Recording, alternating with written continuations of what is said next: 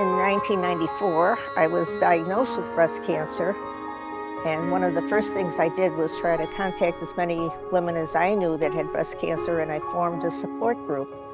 And we met for a couple of years and found that there really wasn't anything specific for breast cancer in the Rochester community. In year 2000, 3 years later, we were able to open up a small office on Park Avenue, about 250 square feet, 2 little rooms, and that's how we started to grow. And then Holly Anderson became our director, and she knows how to sow seeds very well. Just in reflecting back on 25 years, I have to focus on our 4 pillars: advocacy, education, support, and research. And from the advocacy perspective, collaboration has been the key to the success that we've had with our advocacy effort. Working with legislators on both sides of the aisle and working with survivor advocates from both sides of the aisle. You really have to identify the common ground, get everybody to the table and figure out what's important. Education, I wasn't quite sure when we started what that was going to look like, but like all things, we begin with a community assessment. What do survivors need? What do they want?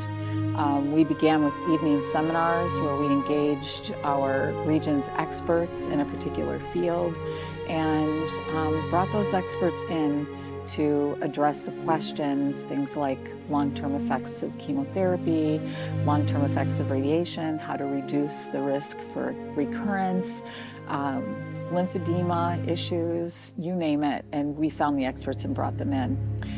Breast Cancer 101 started accidentally. It was phone calls. When I was alone in the office in the beginning, I would get telephone calls from people newly diagnosed, and they didn't know where to go or what to do and were stunned by the complexity of breast cancer. It's not a plain vanilla disease.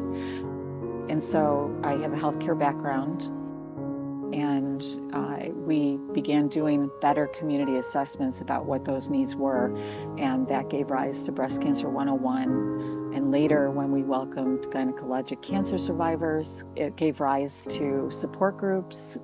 And so we decided early on to just do our own breast cancer research initiative that involved the regions that we served at the time, Roswell Park and UB, University of Rochester and Wilmot, certainly, Cornell University, and Upstate Medical in Syracuse.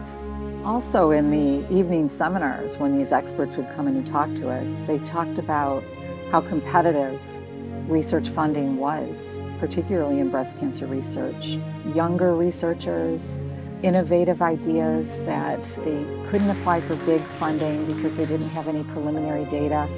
And it takes money to get that preliminary data. And that's where we decided, let's do $25,000, $50,000 grants that will allow scientists to get preliminary data that would allow them then to go on for bigger funding. And that was absolutely magical. We have, in our 25th year, just surpassed $1 million in funding small seed grants of that amount, $25,000 and $50,000. We have been able to bring survivors and those who support them together. We've been able to bring breast and gynecologic cancer survivors together, Republicans and Democrats together, men with cancer and women with cancer together. And it's always been about collaboration, bringing the scientists and breast cancer survivor advocates together. Big impact over 25 years. The spirit of the coalition is going to continue, and it's going to build, and I'm excited to see where that goes. I think the last 25 years, when you hear the stories and see different things that have happened, it's absolutely amazing. And so the next 25, I'm really excited to see what that holds.